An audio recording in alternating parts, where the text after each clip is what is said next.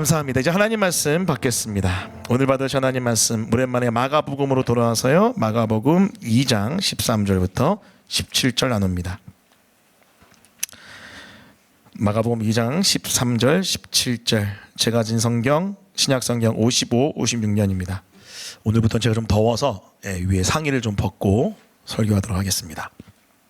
마가복음 2장 13절부터 17절 제가 한 절 여러분이 한 절 마지막 절 함께 읽도록 하겠습니다. 제가 먼저 읽습니다. 예수께서 다시 바닷가에 나가심에 큰 무리가 나왔거늘 예수께서 그들을 가르치시니라. 또 지나가시다가 알페오의 아들 르이가 세간에 앉아 있는 것을 보시고 그에게 이르시되 나를 따르라 하시니 일어나 따르니라.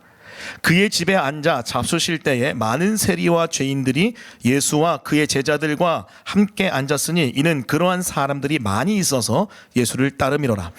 바리새인의 서기관들이 예수께 죄인 및 세리들과 함께 잡수시는 것을 보시고 이르되 어찌하여 세리 및 죄인들과 함께 먹는가? 함께 읽겠습니다. 예수께서 들으시고 그들에게 이르시되 건강한 자에겐 의사가 쓸데없고 병든 자에게야 쓸데 있느니라. 나는 의인을 부르러 온 것이 아니요 죄인을 부르러 왔노라 하시니라. 아멘. 오늘 말씀은 마가복음 2장 13절부터 17절까지 말씀을 본문으로 마가복음 강의 11번째 시간입니다. 죄인 속으로라는 제목의 하나님 말씀을 증거하겠습니다. 예수님은 지금 가버나움이라는 도시에서 사역하고 계십니다. 특별히 예수님께서는 어떤 한 집, 아마 베드로의 집으로 추정되는데요, 이 집을 베이스 캠프 삼아서 놀라운 생명의 사역, 사람을 말씀으로 살리고 키우고 고치는 생명 사역 진행하고 계십니다. 자, 마가복음 2장 1절부터 2절 말씀 보시면 그 집에 많은 사람들이 몰려있다는 것을 볼 수 있는데요, 같이 한번 읽어보겠습니다. 마가복음 2장 1절 2절입니다. 읽습니다. 시작. 수일 후에 예수께서 다시 가버나움에 들어가시니 집에 계시다는 소문 들린지라 많은 사람이 모여서 문 앞까지도 들어설 자리가 없게 되었는데 예수께서 그들에게 도를 말씀하시더니, 베이스 캠프였던 이 베드로의 집에 예수님이 계셨기 때문에 그 예수님의 구원주 되신 능력 때문에 많은 사람들이 그 능력을 맛보기 위해 모여들었습니다. 예수님이 가는 곳마다 사람들은 모여요. 그리고 예수님의 능력을 사모합니다. 자, 그런데 사실 이렇게 모이게 된 이유는 예수님이 직접 그들을 찾아 돌아다니시면서 그들에게 생명의 사역을 나누셨기 때문입니다. 예수님은 가만히 계셨고 그들이 온 것이 아니라 사실 예수님이 찾아가셨고 그 찾아간 곳에 그들이 모였던 거예요. 그러한 맥락에서 오늘 말씀은 이렇게 이야기하고 있습니다. 2장 13절입니다. 들어보십시오. 예수께서 다시 바닷가에 나가심에 큰 무리가 나왔거늘 예수께서 그들을 가르치시니라. 예수님은 다시 바닷가로 나가십니다.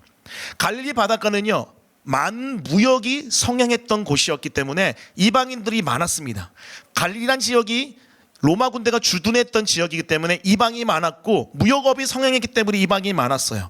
이방인이 많은 곳에서는 유대인들은 부정하다 여겨 잘 출입하지 않습니다. 이 바닷가는 사실 유대인들, 특별히 율법학자들이나 율법에 심취해 있는 사람들은 가지 않는 곳이에요. 하지만 예수님 어떠셨습니까? 가십니다. 바닷가에 가세요. 또다시 가세요. 가서 무엇 하십니까? 사람을 살리십니다. 그렇기 때문에 다시 가신 예수님 때문에 큰 무리가 나오는 거예요. 비슷한 맥락에서 예수님은 또 한 지역을 지나가십니다. 어디냐면 바로 레이가 앉아있는, 마태가 앉아있는 쇠관이에요. 14절입니다. 들어보십시오. 또 지나가시다가 알페오의 아들 레이가 세간에 앉아있는 것을 보시고, 예수님은 바닷가뿐만 아니라 그때 당시에 죄인 중에 괴수라고 불렸던 이 세리가 앉아있는 쇠관도 지나가십니다. 율법학자들이나 율법에 심취 않는 자들은 지나가지 않아요. 왜냐하면 이 부정함이 자신에게 옮아올까봐 세리를 경멸하기 때문에 가지 않습니다. 하지만 예수님은 이 세관에도 지나가세요.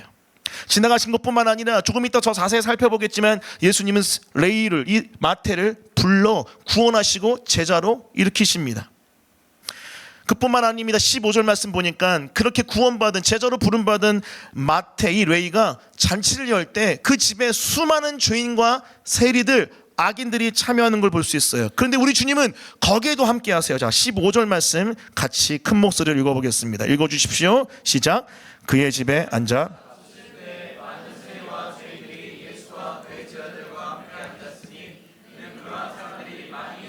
예수를 따름이로라.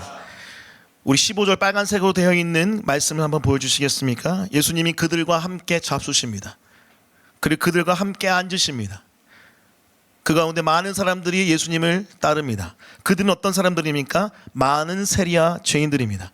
단순히 여러분 도덕적인 죄악들, 악함을 저질러서 여러분 많은 세리와 죄인들이라고 기록된 것이 아니라 그것을 넘어서 그때 당시에 여러분 조금이라도 부정하다고 여겨왔던 사람들 모두가 여기에 해당됐어요.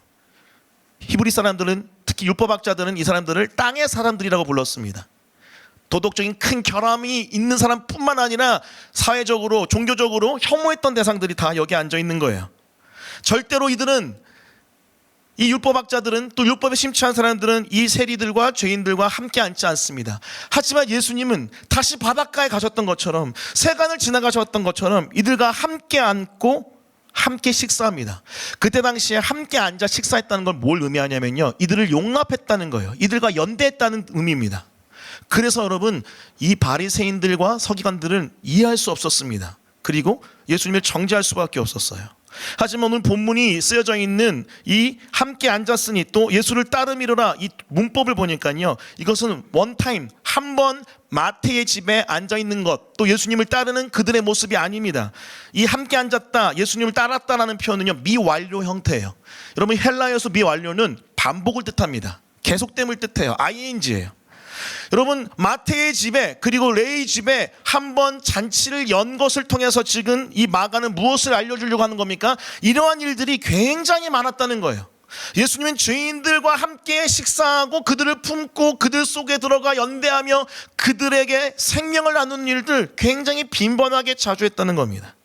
이것을 통해서 알 수 있는 한 가지, 바로 이것입니다. 예수님은 계속해서 반복적으로 자주 그 바닷가를 거니시고, 바닷가가 어떤 곳이에요? 사실 부정한 곳이에요. 세간을 지나시며, 세간이야말로 정말 부정한 곳 중에 부정한 곳이 아닙니까? 또 특별히 죄인들 속에 들어가 함께 먹고 마시며 거하셨던 분이 바로 우리 예수님이에요. 이걸 통해서 알 수 있는 건, 우리 주님은 죄인들 속에 들어가 그들과 함께 거하시며 그들에게 생명을 나누신 예수님이라는 사실입니다. 자, 그렇다면 여기서 한번 질문해 보고 싶어요. 왜 예수님은 죄인들 속으로 들어가셨을까요? 그들과 왜 함께 마시며 거하시며 계속해서 그들과 함께 지내셨을까요? 그 이유는 이렇습니다. 예수님에게 죄인은요, 정죄하여 죽이는 대상이 아니라 그 죄인을 죄와 죽음으로부터 살려야 될 죄인들이었던 거예요. 그래서 예수님 그 죄인 속으로 들어가셔서 그들을 살리셔야 했기에 예수님은 죄인 속으로 계속해서 반복적으로 들어갔다는 겁니다. 율법학자들은 바리새인들을 정죄하여 죽여야 될 죄인이었지만 예수님에게 있어서 그 죄인들은 살려야 될 대상이기 때문에 죄인들을 향하여 반복적으로 주님은 들어가셨다는 것입니다. 여러분 기억하십시오. 오늘 본문의 예수님, 여러분 바로 죄인들 속으로 들어오셔서 죄인을 만나주시고 죄인을 품어주시고 죄인을 깊이 용납해 주시는 주님인 것을 여러분 기억하십시오. 그때 당시, 예수님 당시에 이런 학파가 있었습니다. 견유학파라는 학파가 있어요. 이 그리스의 철학학파인데, 견유의 견자는 무엇일까요? 개견자입니다. 개견. 예. 유자는 방랑하다, 유랑하다 유자예요. 이 견유학파는 어떤 사람들이었냐면요, 막 집시처럼 돌아다니면서 사회 저층민들과 함께 지내면서, 죄송합니다, 실제 있었던 학파 이름이에요. 개처럼 돌아다니면서 함께 낮은 곳을 향해 가면서 그들에게 가르침을 설파했던 사람들이 견유학파입니다. 이 견유학파의 대가 중에 한 명인 디오게네스라는 사람이 이 견유학파의 리더십이었는데, 이 사람에게 어떤 사람들이 이렇게 질문했어요. 여기 나와 있는 것처럼 이렇게 질문했습니다. 당신은 왜 그렇게 지저분하고 철한 사람들과 어울리며 온갖 더러운 곳을 돌아다닙니까? 그 질문에 이 견유학파 리더인 디오게네스가 이렇게 답합니다. 태양빛은 시체 위나 오물더미, 시궁창도 똑같이 비추지만 그 때문에 태양이 더러워지는 것은 아니다. 오히려 그것들을 말리고 정화할 뿐이다. 그래서 어떤 학자들은요, 이 역사적 예수라는 학문을 연구하는 어떤 학자는 예수님이 견유학파와 같은 모습이 있었다라고 이야기하기도 합니다. 사실 공감되는 부분이에요. 예수님이야말로 가장 낮은 곳에 내려가서 가장 지저분한 사람들, 그 죄덩어리인 사람들을 품고 그들과 함께 지냈던 분 아닙니까? 그냥 여러분, 신학적으로 죄인을 넘어서 그때 당시 사회문화적으로 종교적으로 천대받았던 사람들과 함께 지나며 그들의 친구라고 불렸던 분이 바로 우리 주님이에요. 그게 바로 우리 주님의 죄인들 속으로 들어갔던 모습입니다. 여러분 혹시 빅토르 위고라는 저자가 쓴 레미제라블이라는 책 보셨습니까? 레미제라블. 이 책에 보면 이제 장발장이라는 도둑이 나오잖아요. 이 장발장이라는 도둑, 정말 여러 가지 사회적 어려움 때문에 도둑이 될 수밖에 없었던 인생이었지만, 이 장발장이 이 미리엘 주교라는 사람의 품 안에서 새롭게 거듭나는 것을 이 책은 이야기하고 있습니다.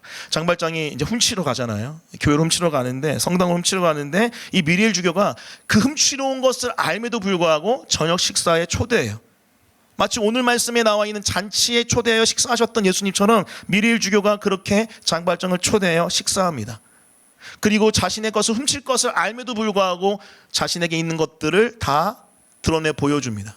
이것을 통해서 도둑으로 살았던 이 장발장이 나중에 변화된 인생을 살게 되었다. 이것이 바로 고전을 통해서 알 수 있는 죄인들 속에 들어갔던 사람의 모습, 하나님의 사람의 모습입니다. 사랑하는 성도 여러분, 기억하십시오. 우리 주님 이렇게 죄인들 속으로 들어가 그들을 살리고 키우고 고치는 생명의 주님이셨습니다.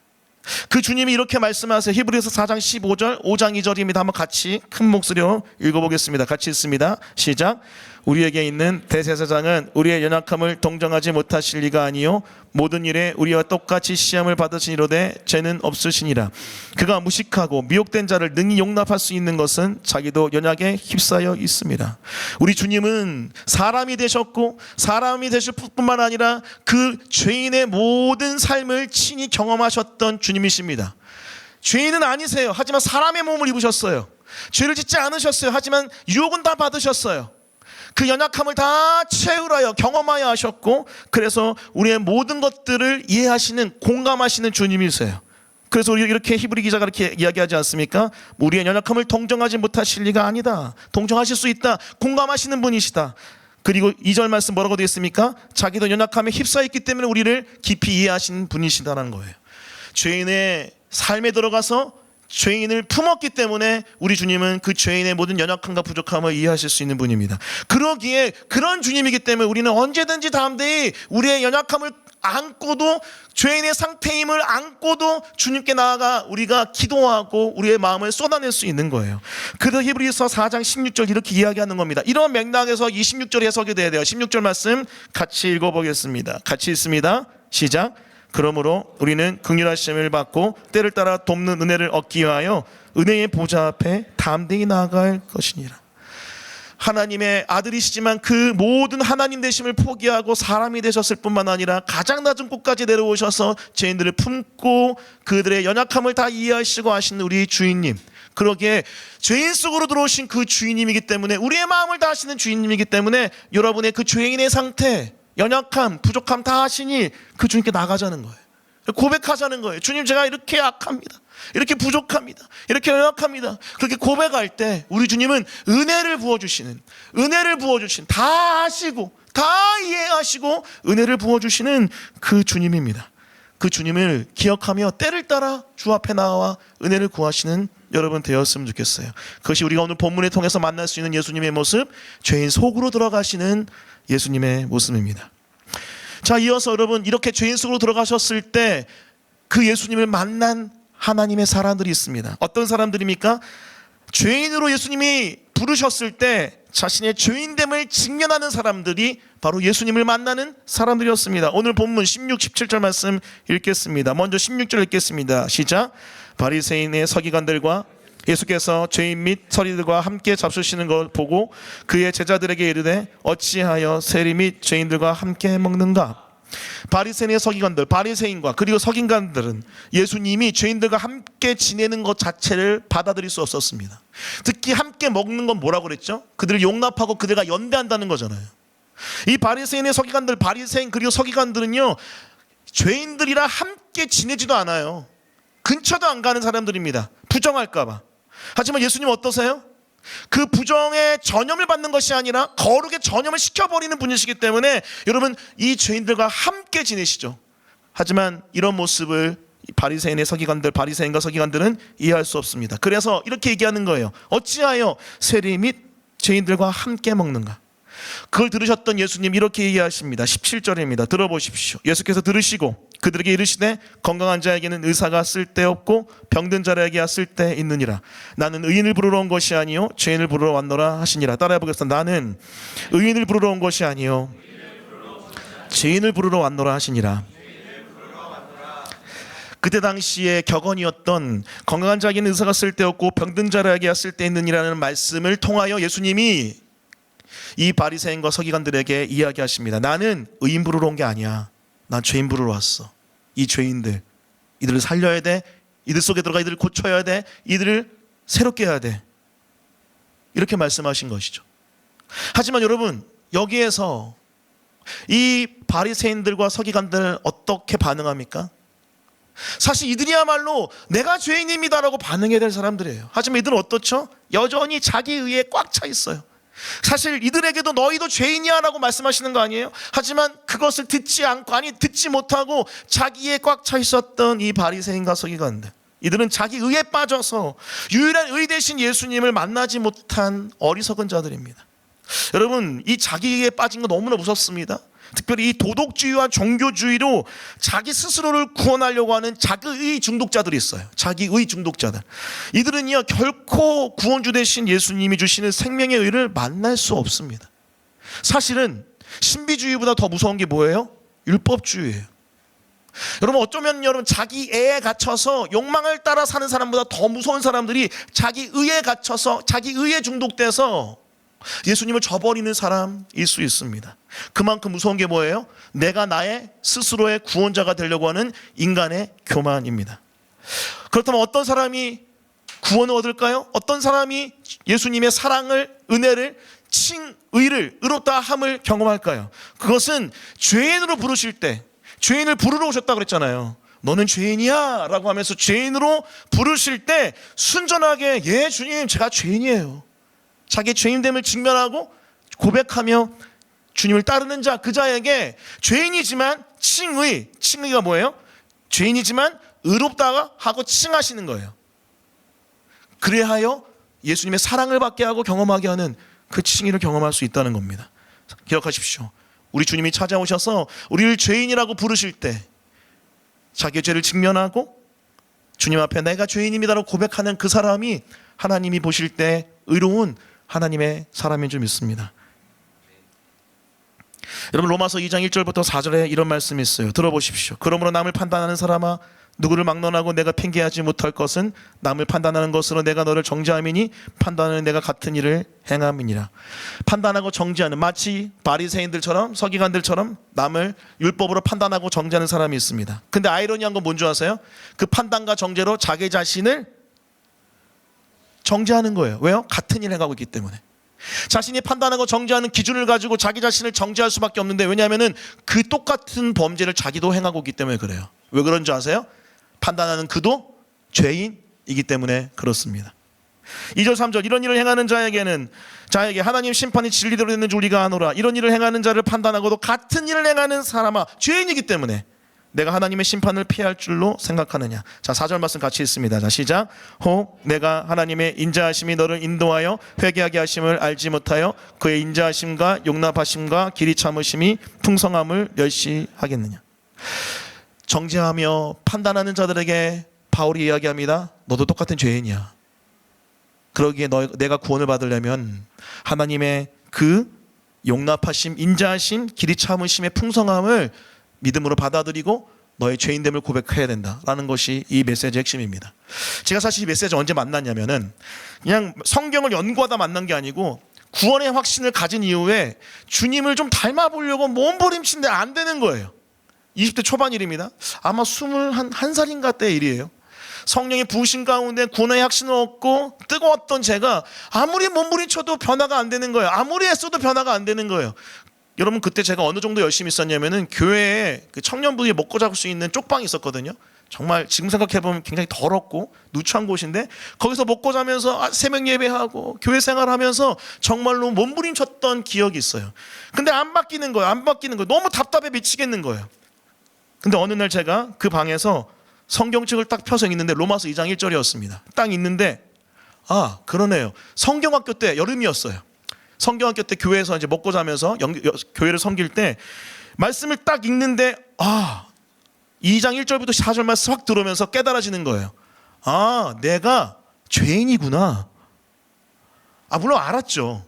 죄인임을 고백했기 때문에 예수님의 은총을 받게 됐고 구원받았죠. 그런데 다시 한번 깊이 새겨지는 거예요. 내가 의로운 사람이 아니더라고요. 내가 거룩한 사람이 아니더라고요. 내 안에 죄와 더러움과 악함만 가득한 죄인이더라고요. 아, 내가 죄인임을 깊이 깨닫는데 오히려 아이러니한 거는 주님 제가 참 악한 죄인이네요 하는데 은혜가 부어지는 거예요.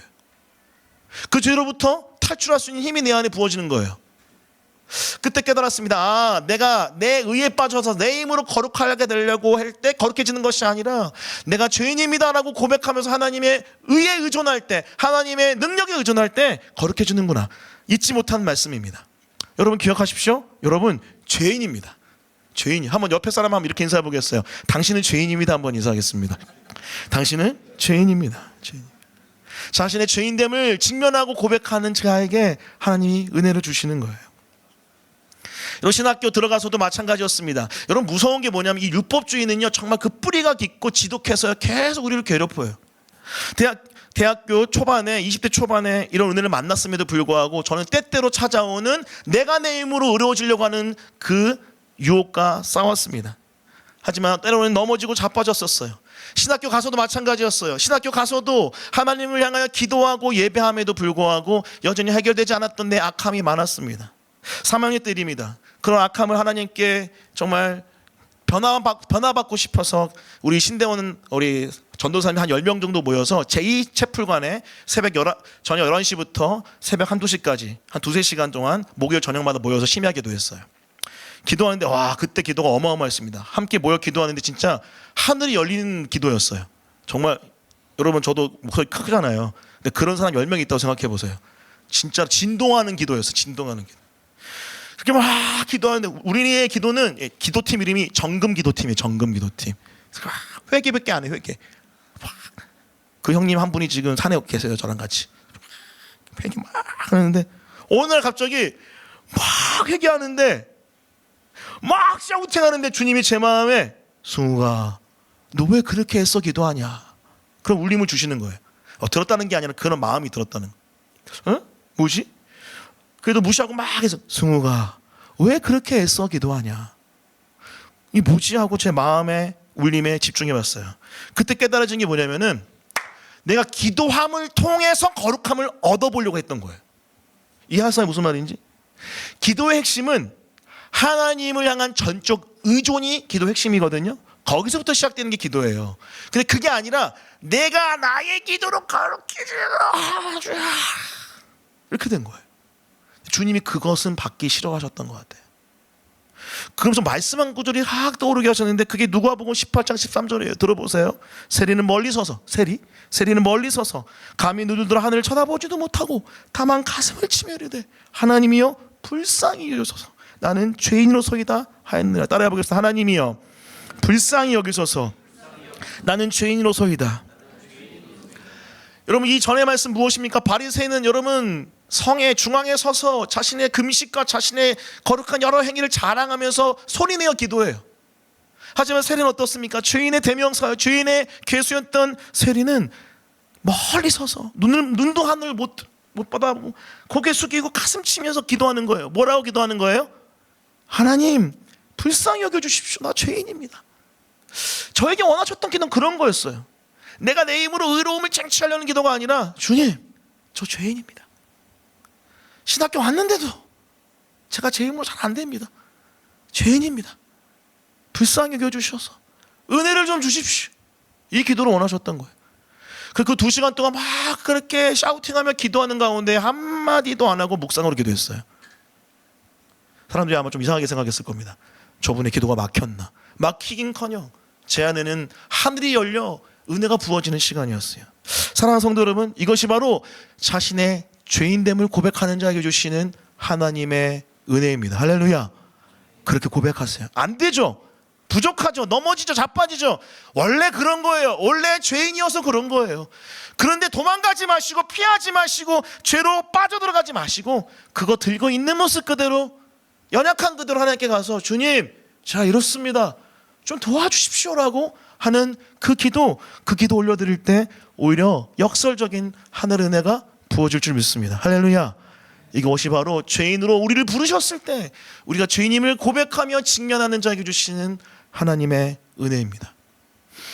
오늘 본문에는 그 은혜의 정중앙에 서 있는 한 존재가 등장해요. 그 사람의 이름은 레이 혹은 마태입니다. 마태복음의 저자 세리 이 레이 마태. 자, 오늘 2장 14절 너무나 중요한 구절입니다. 원문을 통해 더 깊이 들어가 볼 텐데요. 같이 큰 목소리로 읽겠습니다. 자, 시작. 또 지나가시다가 알페의 아들 레이가 세간에 앉아 있는 것을 보시고 그에게 이르시되 나를 따르라 하시니 일어나 따르니라. 레이는 지금 세간에 앉아 있는 세리입니다. 그때 당시에 세리는요, 로마 대신하여 세금을 걷었던, 그런데 더 많이 걷어서 자신들의 욕망을 취했던 악인 중에 악인이었습니다. 그래서 여러분 유대 동족들이 정말 미워했던 사람들이 세리였어요. 근데 여러분 이 레이, 이 마태가 세간에 앉아있는데 이 앉아있다라는 원어를 보니까요 굉장히 재밌는 헬라어였어요. 이 헬라어가 케텐 마이라는 헬라어인데 이 뜻이요, 앉다, 자리 잡다, 주저앉다예요.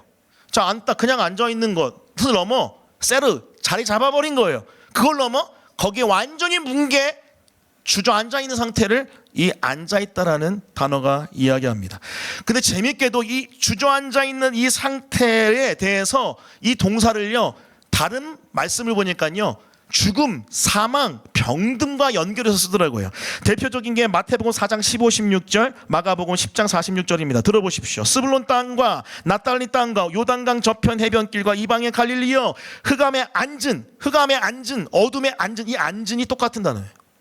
백성이 큰 빛을 보았고 사망의 땅과 그늘에 앉은, 사망의 땅 그늘에 앉은 똑같은 단어입니다. 자들에게 빛이 비추었도다 하였느니라. 이걸 통해서 알 수 있는 건 뭐예요? 지금 레이가, 이 마태가 세간에 앉아있는 것은 그냥 위치적인 상태를 이야기하는 걸 넘어서 영적인 상태를 얘기하는 거예요. 지금 이 마태, 이 레이는요 죄에 깊이 주저앉아 있고, 그리고 죄의 결과인 죽음에 깊이 주저앉아 있는 상태입니다. 계속해서 마가복음 10장 46절 이렇게 이야기해요. 그들이 여리고에 이르렀더니 예수께서 제자들과 허다한 무리와 함께 여리고에서 나아가실 때 디모데 아들이 맹인 거지 바디메오가 길가에 앉았다가, 똑같은 동사를 사용하거든요. 앉았다가 무엇입니까? 죄의 결과인 죽음의 증상인 이 고통에 주저앉아 있을 수밖에 없는 바디메오의 상태를 이야기하는 겁니다. 이걸 통해서 제가 깨달았어요. 아, 레이가, 마태가 세간에 앉아있는 건 그냥 앉아있는 게 아니구나. 죽음에 걸려있는 거구나. 여러분 죄에 걸려있는 거구나. 저주에 걸려서 나올 수 없는 상태인 거예요. 주저앉아 있을 수밖에 없는 상태인 거예요. 자, 그런데 우리 주님이 가서 뭐라고 하십니까? 나를 따르라 그래요. 나를 따르라 그러는데 그 다음에 나와 있는 일어나 따르니나에 일어나에 해당되는 단어가 굉장히 독특한 단어입니다. 일어나다라는 동사는요 아니스템이라는 단어인데, 이 단어, 이 동사는요 신약의 부활을 가리키는 아나스타시스의 동사 형태입니다. 여기에서 신약의 부활이 다 나와요. 신약의 부활이라는 헬라어는 다 이 단어예요. 여러분 우리가 무엇을 유추해 볼 수 있을까요? 아, 그냥 일어난 게 아니에요. 예수님이 복음을 전했을 때 죽음에 있던 레이가 부활의 상태로 일어나 버린 겁니다. 이것을 증명한 것이 바로 마가복음 8장 31절입니다. 우리 큰 목소리로 마가복음 8장 31절 읽겠습니다. 자, 시작. 인자가 많은 고난을 받고 장로들과 대제사장들과 서기관들에게 버림받아 죽임을 당하고 사흘 만에 살아나야 할 것을 비로소 그들에게 가르치시되, 이 말씀을 통해서 살아난다는 단어가 아까 그 동사랑 똑같은 거예요. 지금 예수님이 부르셨을 때 마태는 죽음에서 살아나 버린 놀라운 생명을 경험하고 있는 것입니다. 여러분 기억하십시오. 우리의 주님의 부르심이 바로 이런 놀라운 부르심입니다. 그냥 단순하게 불렀을 때 마태가 결단하고 레이가 결단해서 의지적으로 따라간 것 이상을 얘기하는 거예요. 무엇입니까? 복음 안에서 follow me, 그렇게 주님이 부르셨을 때, 선포했을 때 복음의 역사가 이 마태에게 일어나서 그 놀라운, 그 위대한 생명의 역사가 시작된 것입니다. 특별히 이런 나를 따르라는 이 부르심을 신학적으로는 이렇게 이야기할 수 있어요. 그것은 바로 효력 있는 부르심에, 따라해 보겠습니다. 효력 있는 부르심. 자, 효력 있는 부르심이라 그래요. 이것은 무엇을 뜻하냐면 예수님이 부르셨을 때, 하나님이 부르셨을 때 그 부르심의 역사가 큰 은혜가 임하기 때문에 우리가 아무것도 하지 않았고 죄인의 상태에 죽어있는 상태에 있음에도 불구하고 우리가 살아나 버리는, 우리가 일어나 버리는 것을 이야기합니다. 이것을 신학적으로 정리하면 이렇게 얘기할 수 있어요. 십자가의 죽음과 부활, 즉 복음의 권능으로 죄와 죽음의 주저하에 있는 레이 혹은 마태를 부르셔서 살려버리는 거예요. 따르게끔 만들어버린 거예요. 이것이 바로 예수님의 주권적인 효력 있는 부르심입니다. 자신이 선택하여 따라가는 모습도 분명히 있겠죠. 하지만 그 깊이를 들어가면은 그 죽으심과 부활의 복음의 부르심 가운데 살려놔 버린 거예요. 따라올 수밖에 없게 주님이 만들어서 버린 것이죠. 이것이 바로 주님의 효력 있는 부르심이에요. 이때 깨달았어요. 아, 제자의 길을 걸어가는 것은 우리의 결단과 의지도 중요하겠지만, 아, 그렇구나. 이 효력 있는 주님의 복음의 부르심이 와 닿아야지 우리가 살아나고 그 길을 갈 수 있구나라는 것을 제가 깊이 깨달았습니다. 여러분 기억하십시오. 제 주저앉아 있던 그 나를 일으켜 세우시고 따르게 하는 것이 바로 주님의 복음의 부르심이에요. 할렐루야. 이 복음의 부르심 앞에 여러분이 설 때 우리 모두는 다 제자의 길을 가게 될 줄 믿습니다. 오늘 제자 양육, 기초 양육 수료식이 진행이 돼요. 벌써 기초 양육 6번, 제자 양육 4번 이렇게 진행이 됐습니다. 여러분 그거 아세요? 사실 특히 제자 양육이 종강할 때쯤 되면요, 제 마음에 우울함이 하나 찾아옵니다. 왜냐하면 종강할 때쯤 제가 읽히는 책이 있어요. 그 책의 제목은 나로펜이라는 책이에요. 펜이야 제자냐. 이 책을 읽고 난 다음에 독후감을 마지막에 봤는데, 그리고 마지막 나눕니다. 마지막 날 나눠요. 나누는데 제가 거의 다 대부분 그랬던 것 같아요. 한 4번 정도 다 나눴는데 나누고 집에 갈 때 우울함이 찾아왔습니다. 왜 찾아왔을까요? 이런 나눔을 하더라고요. 많은 경우 제가 팬이 아니라 제자임을 알았습니다. 하지만 못 가겠습니다. 쉽지 않습니다. 정직한 고백을 나누더라고요. 여러분 제자 양육을 왜 할까요? 제자로서 잘 양육해서 제자 훈련 받게끔 하려고 하는 거거든요. 근데 마지막 책 이 책을 읽혔더니 제자 훈련을 받으러 가는 게 아니라 못하겠습니다라는 답을 사실 많이 듣고 있어요. 그게 현실입니다. 물론 다는 아니지만 적지 않아요. 그래서 이 제자 양육의 커리큘럼 좀 바꿔야 되는 생각도 있습니다. 나로펜 읽히지 말까? 그런 생각도 있어요. 그 고민 가운데 제가 사실 이번에도 물론 이제 결단한 지체도 있었지만은 좀 힘듭니다. 어려워요. 아유, 다음에 나중에 이렇게 좀 괴로움을 표시한 지체도 있었어요. 이해합니다. 그런데 여러분 오늘 말씀을 묵상하는데 제가 깨달았어요. 아, 제자를 내가 설득해서 갈 수 없구나. 내가 설명해서 갈 수 없구나. 내가 애원해서 갈 수 없구나. 제가 좀 그렇게 했던 것 같아요. 설득하고 애원하고 좀 제자가 되지 않으시겠습니까? 했던 것 같아요. 근데 제자는 그래서 갈 수 있는 길이 아니에요. 쟤는 어떻습니까? 주님의 주권적인 압도하는 저항할 수 없는 은혜가 와락 임해서 일어나 걸어가는 그런 역사가 일어나야지 따라갈 수 있는 길이 제자다라는 것이 깨달아졌어요. 아, 그렇구나. 우리는 여전히 죄에 주저앉아 있는 상태기에 주님의 저항할 수 없는 압도적인 부르심이 복음 가운데 임해야 따라갈 수 있구나라는 것을 깊이 깨달았습니다. 마음이 자유해졌어요. 그렇구나. 괜찮다. 그러면 이렇게 기도해야겠다. 주님, 그들에게 임하여 주십시오.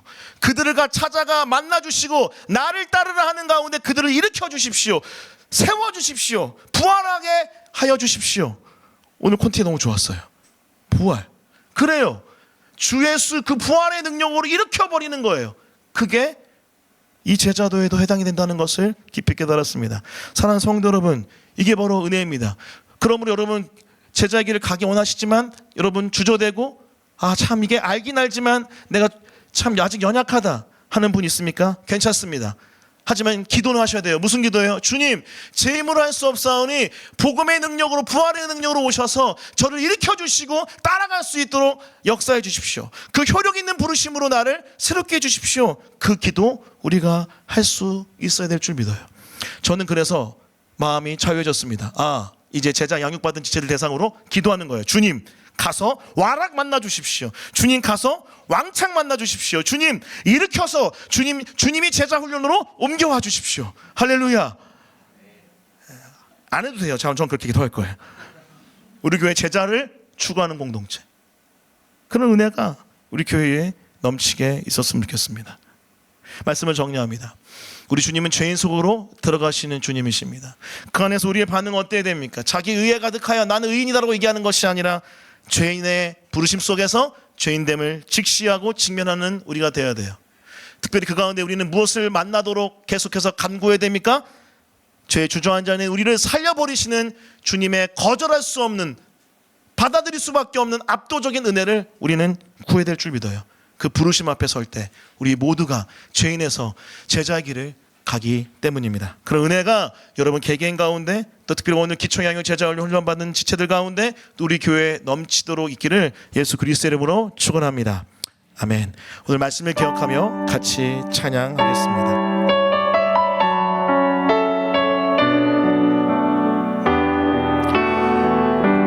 고백할까요? 내 모습 이대로, 내 모습 이대로 사랑하시네. 연약함 그대로 사랑하시네. 나의 모든 발걸음 주가 하시나니 날 인도하소서. 내 모습 이대로, 내 모습 이대로 사랑하시네. 연약함 그대로 사랑하시네. 나의 모든 발걸음 주가 하시나니 날 인도해 주십시오. 날 인도하소서. 아멘. 주의 날개 아래 거하는 것, 주의 임재, 주의 임재 안에 거하는 것, 나의 가장 큰 소망, 나의 가장 큰 은혜, 주와 함께 동행하느니. 주의 날개 아래, 주의 날개 아래 거하는 것, 주의 임재 안에 거하는 것, 나의 가장 큰 소망, 나의 가장 큰 은혜, 주와 함께 동행하느니. 우리 소리 높여서 고백할까요? 내 모습 이대로, 내 모습 이대로 사랑하시네. 연약한 그대로 사랑하시네. 나의 모든 발걸음 주가 하시나니 날 인도하소서. 아멘. 날 인도하소서. 주의 날개 아래 거하는 것, 주의 임재 거하는 것, 나의 가장 큰 소망, 나의 가장 큰 은혜, 주와 함께 동행하느니.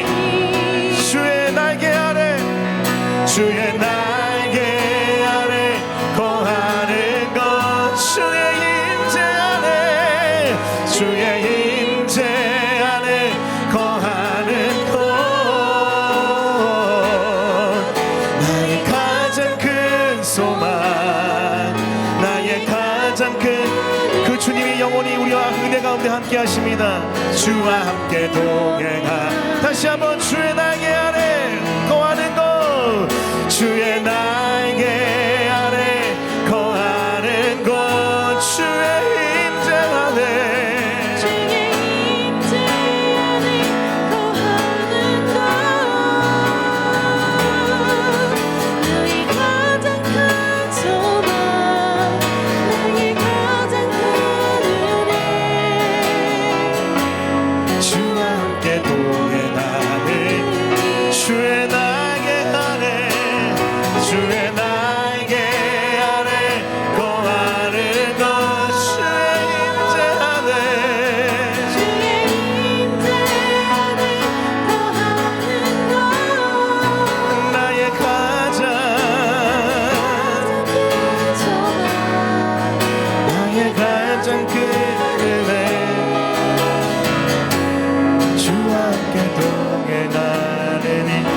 가장 큰 소망 큰 은혜 나의 가장 큰 소망 나의 가장 큰 은혜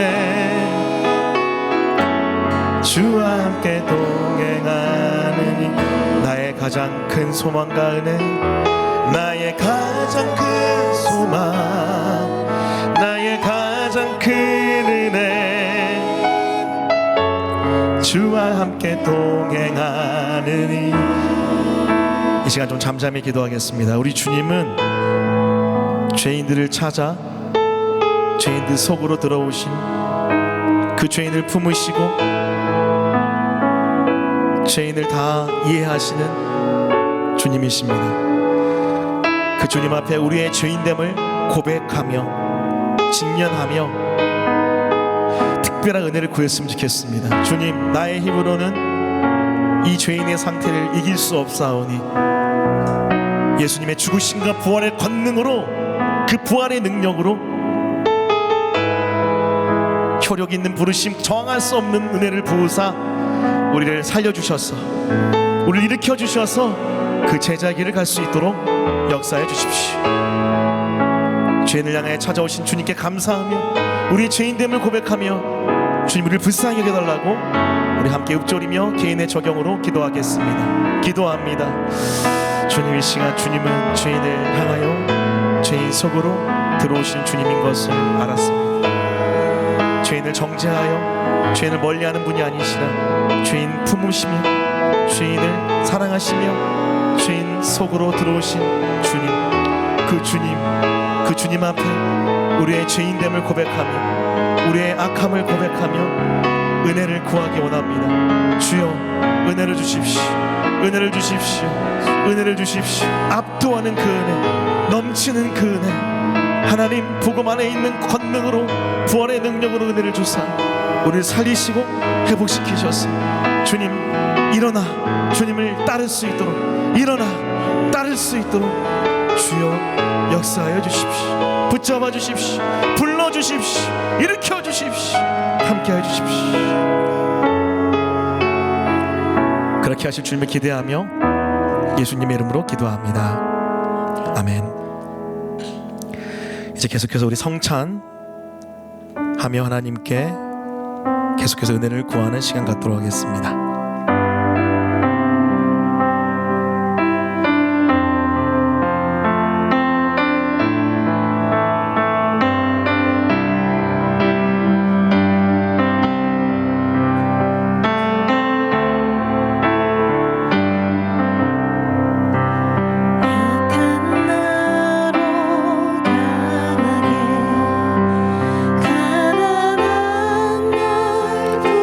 성찬식을 가지려 하는데요, 성찬식은 예수께서 십자가에 못 박히시기 전날 밤에 제자들과 함께 떡과 포도주를 나누시면서 제정하신 거룩한 예식입니다. 떡은 십자가에서 찍히신 예수님의 몸을 상징하고 잔은 십자가에서 흘리신 예수님의 피를 상징합니다. 예수님과 함께 죽고 부활하여 예수님과 하나 된 예수 순전한 교회 사람들은 이 떡과 잔을 믿음으로 받으며 예수님의 생명이 우리 안에 있음을 기억하고 감사합니다.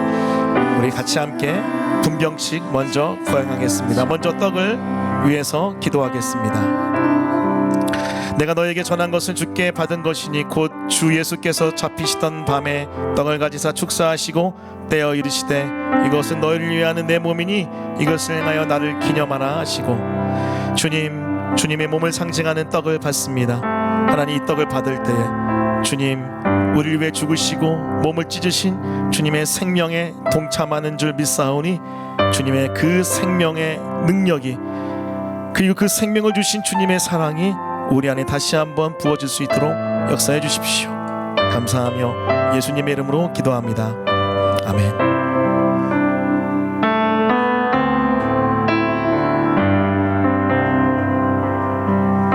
우리 같이 믿음으로 찬양하겠습니다. 약한 나로, 약한 나로 강하게, 가난한 날 부하게, 눈먼 날 볼 수 있게 주 내게 우리 위해 죽고 부활하신 그 주님을 신뢰하며 약한 나로,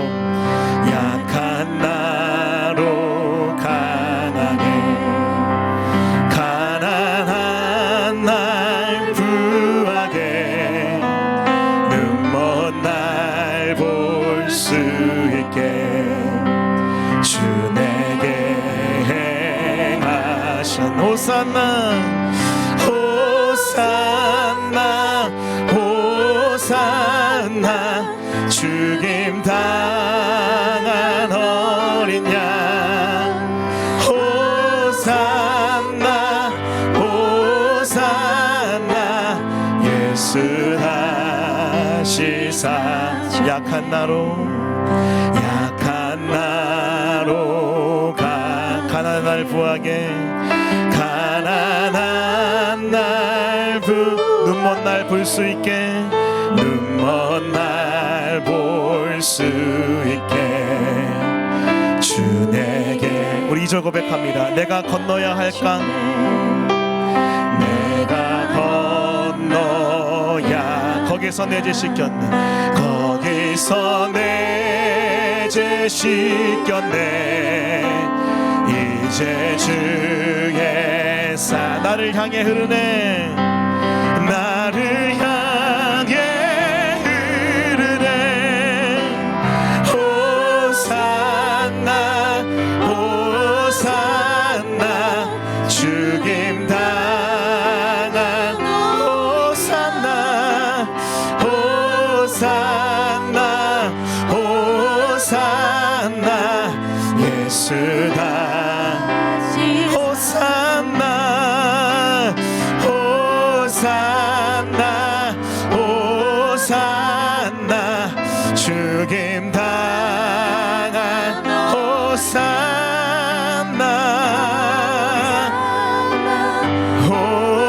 호산나 예수나 우리 다시 한번 호산나 호산나 아멘 호산나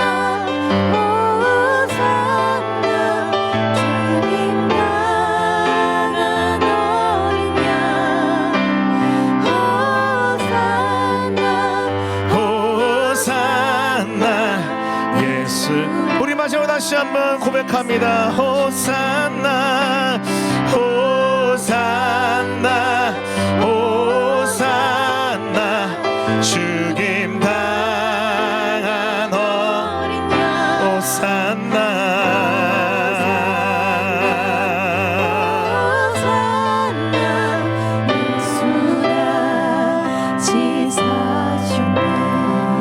우리 모두 떡을 높이 들겠습니다. 따라하겠습니다. 이 떡은 내 죄를 위하여 십자가에서 찢기신 주님의 몸입니다. 믿음으로 받으십시오. 아멘.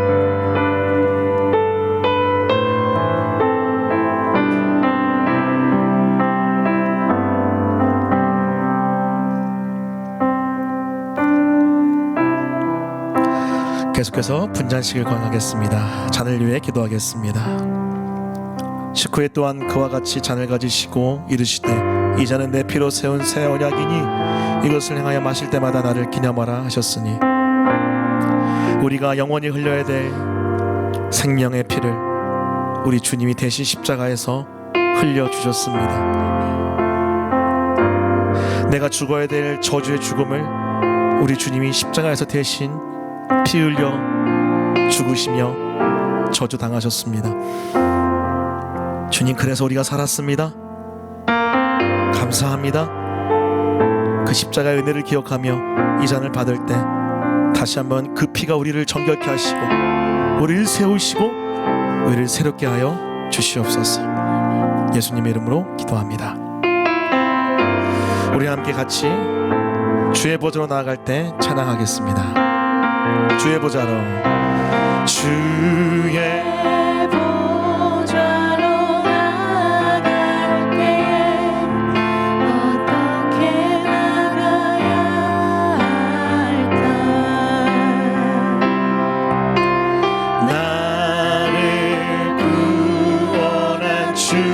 십자가 그것을 믿으며 가네. 주의 보좌로 나갈 때 나 여전히 부족합니다. 주의 보좌로 나갈 때에 나 여전히 그 십자가의 사랑을 기억하며 그 은혜를 기억하며 나를 품으신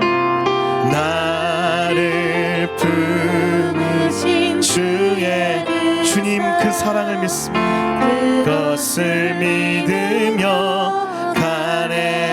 난 비록 주인이여 자격 없지만 자격 없는 내 힘이 오직 예수님의 은혜의 보혈로, 오직 예수님의 보혈로, 자격 없는 내 힘이 오직 예수님 보혈로, 오직 예수님의 보혈로. 아멘. 십자가의 보혈, 완전하신 사랑, 힘입어 나갑니다.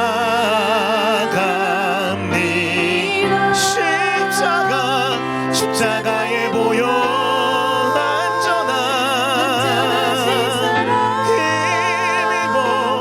힘입어 예배합니다.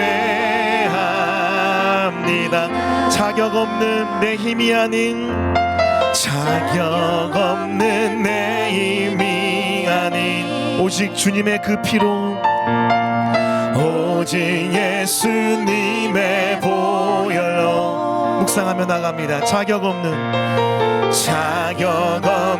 내 힘이 오직 예수님, 오직 예수님의 보혈로. 우리 믿음으로 십자가의 보혈, 십자가의 보혈, 완전하신 사랑, 힘입어 나갑니다.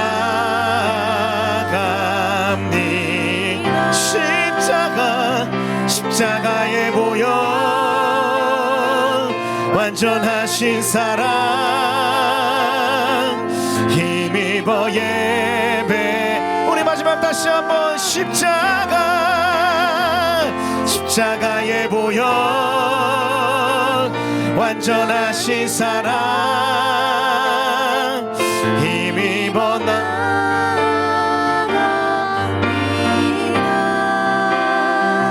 십자가의 보혈,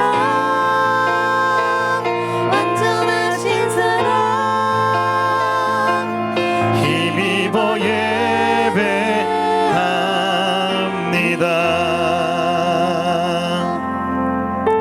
우리 같이 잔을 높이 들겠습니다. 따라하겠습니다. 이 잔은 내 죄를 위하여 십자가에서 흘리신 언약의 피입니다. 믿음으로 받으십시오. 아멘.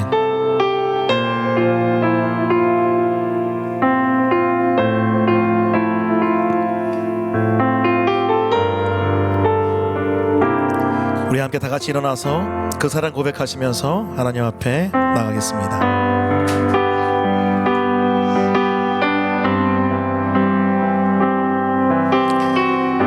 우리 믿음으로 고백할까요? 아버지 사랑 내가 노래 찬양하십시다.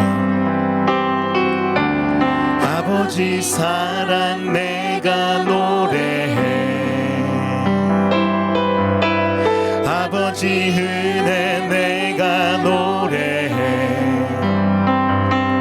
그 사랑 변함없으신, 거짓 없으신, 성실하신 그 사랑. 상갈 때를 상한 갈때 꺾지 않으시는, 꺼져가는 등불 끄지 않는 그 사랑, 변함없으신, 거짓 없으신, 성실하신 그 사랑 선포해요. 사랑, 복음을 선포하며 그 사랑, 날 위해 죽으신, 날 위해 다시 사신 예수 그리스도, 다시 오실 그 사랑. 죽음도 생명도 천사도 하늘의 어떤 권세도 끊을 수 없네.